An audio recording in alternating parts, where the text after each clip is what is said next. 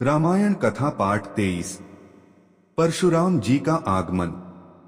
राजा दशरथ ने राजकुमारों, उनकी पत्नियों, ऋषिमहर्षियों, मंत्रियों एवं परिजनों के साथ अयोध्या के लिए प्रस्थान किया। प्रस्थान करते ही सभी ओर भयंकर शब्द करने वाले पक्षियों आवाजें सुनाई देने लगीं। पृथ्वी पर विचरण करने वाले वन्य पशु उनकी बाईं ओर दौड़ने लगे। इस पर दशरथ ने वशिष्ठ जी से कहा, गुरुदेव, यह कैसी माया है जहाँ पक्षियों का भयंकर स्वर अपशकुन का सूचक है, वहीं मृगों का बाएं होकर जाना शुभ शकुन की सूचना देता है। दोनों प्रकार के शकुन एक साथ क्यों हो रहे हैं?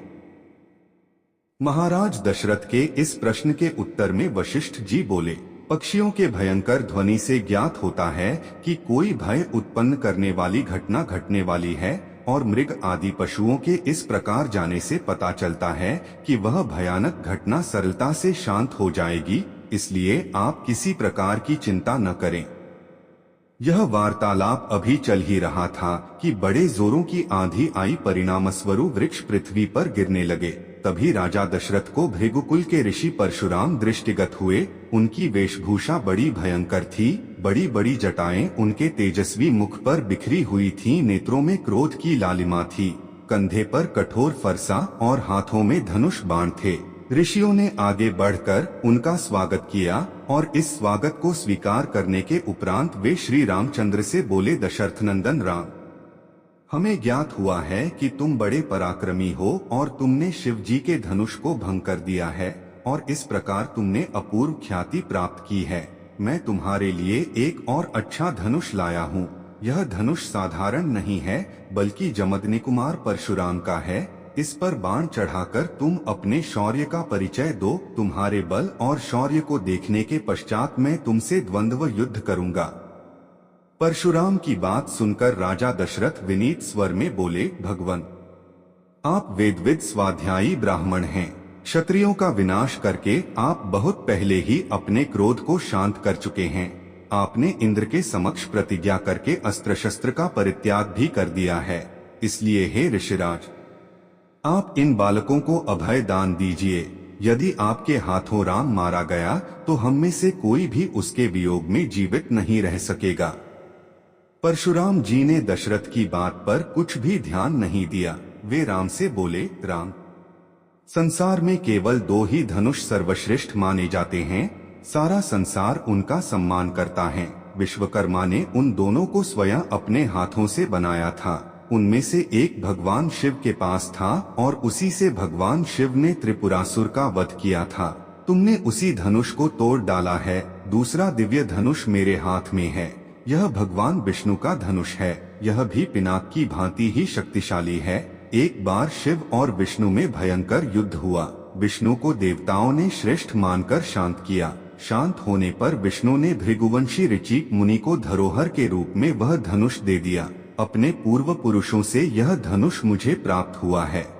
अब तुम एक क्षत्रिय के नाते इस धनुष को लेकर इस पर बाण चढ़ाओ और सफल होने पर मेरे साथ द्वंद्व युद्ध करो।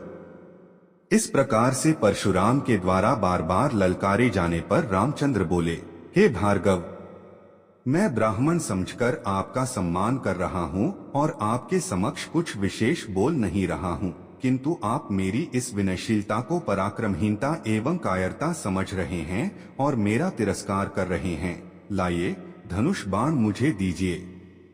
यह कहकर उन्होंने झपटकर परशुराम के हाथ से धनुष बाण ले लिए और धनुष पर बाण चढ़ाकर बोले, हे भृगुनंदन, ब्राह्मण होने के कारण आप मेरे पूज्य हैं। इसीलिए इस बाण को मैं आप पर नहीं छोड़ सकता, परंतु धनुष पर चढ़ने के बाद यह बाण कभी निष्फल नहीं जाता। इसका कहीं न कहीं उपयोग करना अनिवार्य हो जाता है। इसलिए मैं इस बाण को छोड़कर आपकी शीघ्रता पूर्वक सर्वत्र आने जाने की शक्ति को नष्ट किए देता हूँ। श्री राम की बात सुनकर शक्तिहीन हो गए परशुराम जी विनय पूर्वक कहने लगे, बाण छोड़ने से पूर्व मेरी एक बात सुन लीजिए। क्षत्रियों को नष्ट करके मैंने यह भूमि कश्यप जी को दान में दी थी। उस समय उन्होंने मुझसे कहा था कि अब तुम्हें पृथ्वी पर नहीं रहना चाहिए क्योंकि तुमने पृथ्वी का दान कर दिया है। तभी से मैं गुरुवर कश्यप जी की आज्ञा का पालन करता हुआ कभी भी रात्रि में पृथ्वी पर वास नहीं करता। आठ हे राम, कृपा करके मेरी गमन शक्ति को नष्ट मत करो। मैं मन के समान गति से महेंद्र पर्वत पर चला जाऊंगा। मुझे ज्ञात है कि इस बाण का प्रयोग निष्फल नहीं जाता, इसलिए आप इस बाण के द्वारा उन अनुपम लोकों को नष्ट कर दें जिन पर मैंने अपनी तपस्या से विजय प्राप्त की है। आपने जिस सरलता से इस धनुष पर बाण चढ़ा दिया है, उससे मुझे विश्वास हो गया है कि आप मधु राक्षस का संहार करने वाले साक्षात विष्णु हैं।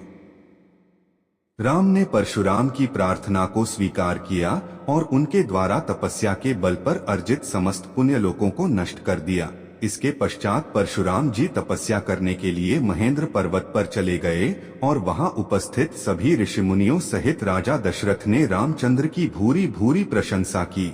वीडियो अच्छा लगे तो चैनल को सब्सक्राइब करें।